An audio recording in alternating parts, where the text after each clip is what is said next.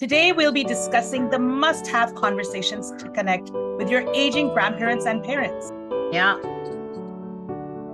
Hi, everyone. Welcome to TalktousToday. So many of us who have grown up in India have been fortunate enough to be surrounded with our grandparents and their brothers and sisters.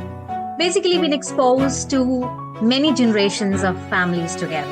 And in most of India, these relatives would be like surrogate parents and with the right, the right to spoil and discipline us in equal measures. They were like, no if and buts. Whatever they have said, the younger one has to follow it.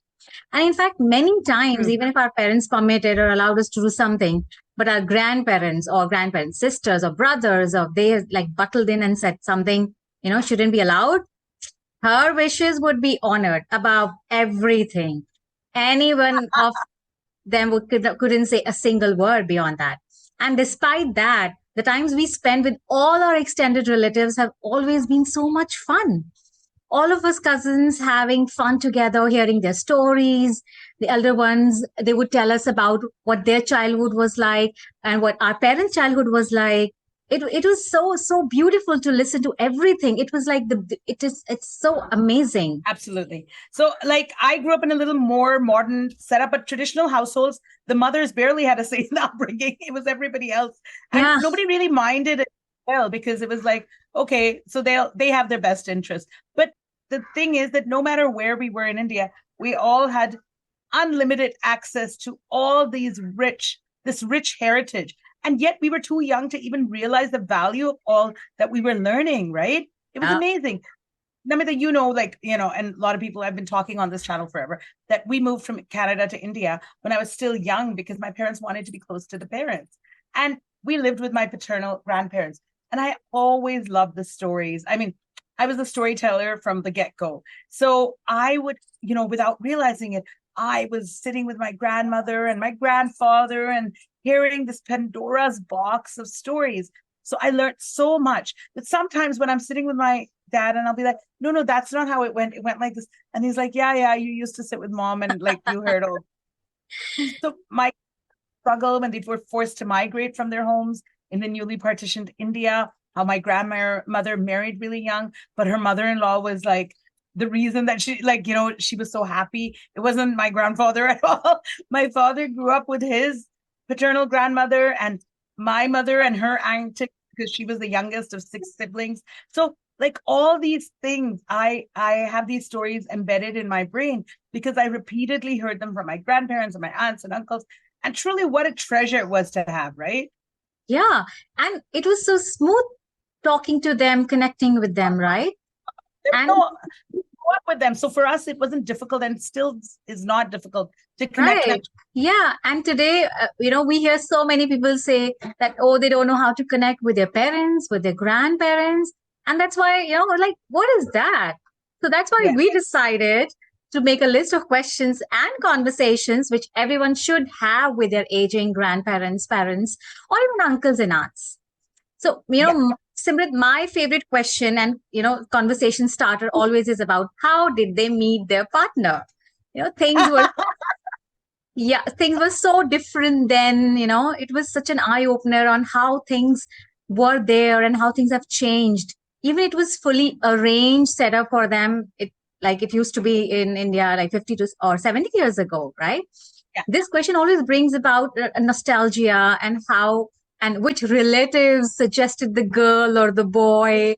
When was the first time you saw the face of each other?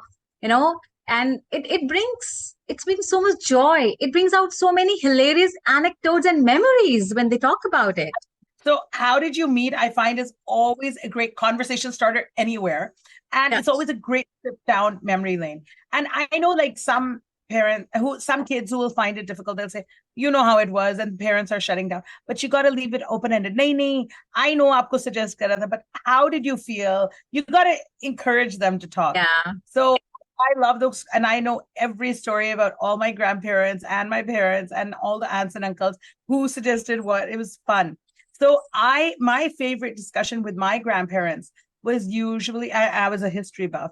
So it was usually about the partition of India or their memories of the British rule in India pre-independence. Of course, my grandparents have gone, so many of us may have missed the boat on, someone so senior being around, but still there would be others who remember that.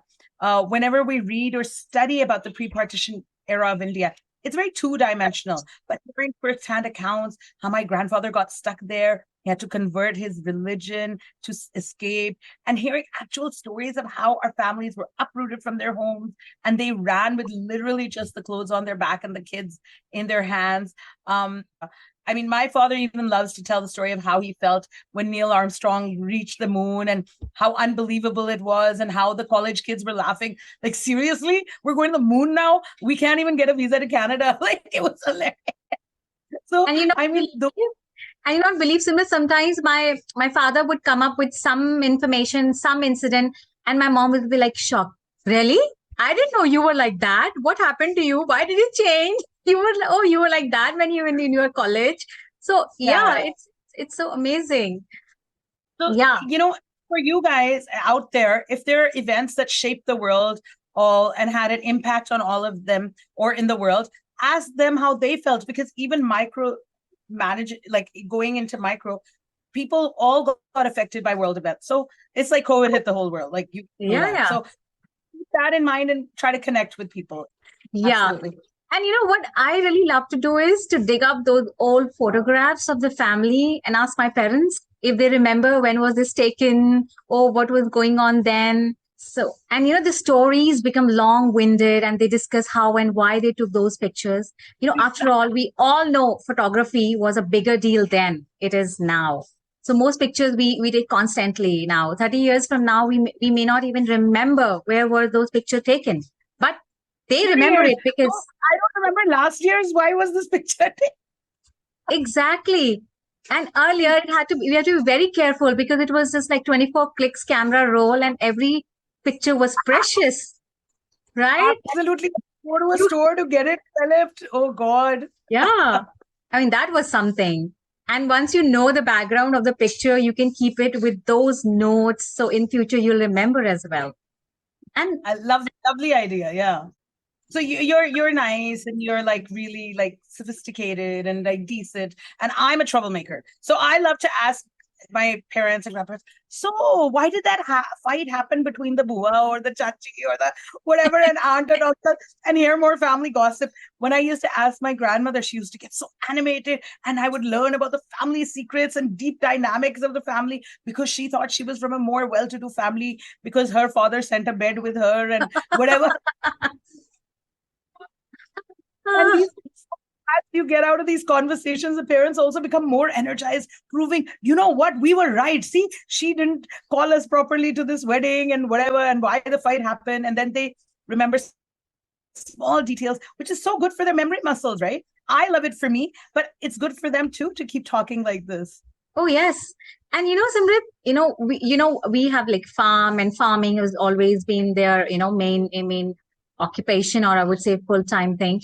So whenever we go to a farm, my mom, I would see a different person. Or, my grandmother used to be a different person. They would talk about things. Oh, when we were kids, we used to climb on that tree. Or we would climb up and we were hungry. So what to do now? Climb up on the tree and take some oranges or mangoes, eat them up, gobble them up. After 30 minutes, again, we were hungry. Then we would have those watermelons fields, and we would just crack open the watermelon, eat right there. And then we would, have like this only. And we would just keep working. They used to work in the fields. And then my mom would say, oh, I used to manage 100 people standing right there. They all used to scare of me. I was like, I know where this Hitler attitude has come into you.